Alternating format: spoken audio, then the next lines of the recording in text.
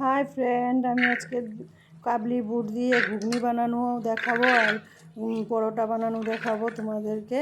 তো দেখো, আমি কাবলি বুট আগের দিন রাত্রে ভিজিয়ে রেখেছিলাম আর সাথে আলু কেটে দিয়েছি।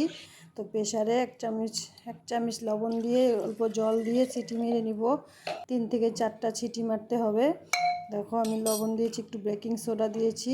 তো আমি এখানে প্রেসার কুকার গ্যাসে বসিয়ে দিয়েছি, 4-5টা সিটি মেরেছি। এখন আমি মিক্সিতে পেঁয়াজ কুচি, তারপর টমেটো কুচি, তারপর রসুন, কাঁচা লঙ্কা দিয়েছি, তারপর আদাও দিয়েছি সামান্য, তারপর রসুন দিয়েছি, দিয়ে পেস্ট করে নিয়ে এসছি। এখন কড়াই বসিয়ে দিয়েছি, কড়াইটা গরম হলো, তারপর তেল দিয়ে দিয়েছি। এখন তেজপাতা আর শুকনো লঙ্কা দিব, ভাজি হলে তারপর এটার মধ্যে গরম মশলা দিব, দিয়ে অল্প সময় পরে আমি পেস্টটা দিয়ে দিব।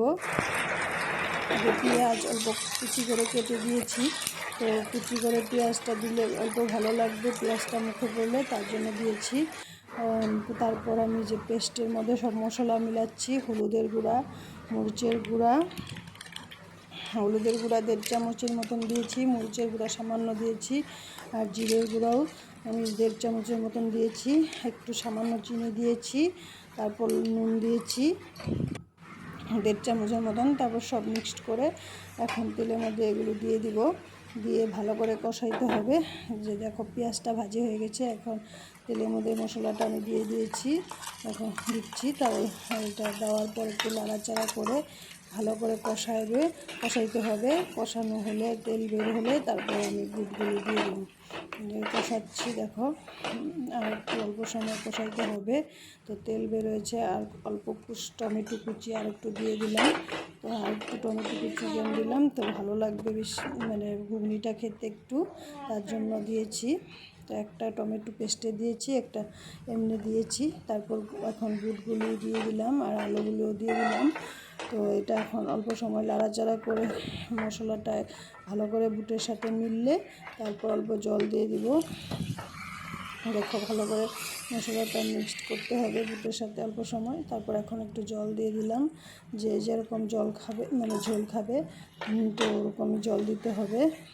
তো দেখো, আমি আমার পরিমাণ মতন জল দিয়েছি, তোমরা তোমাদের পরিমাণ মতন দিবে। এই যে আমার ঘুগনিটা দেখো,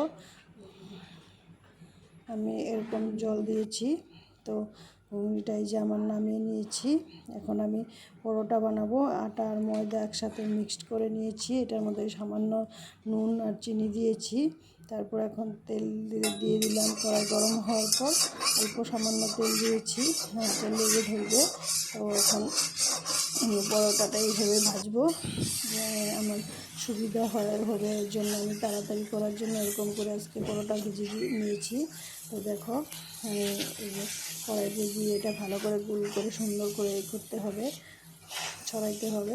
তো এটা অল্প সময় থাকার পর আবার তেল দিয়ে উল্টে দিব, এখন উল্টে দিয়ে আবার তেল দিয়ে ভাজি করব। তো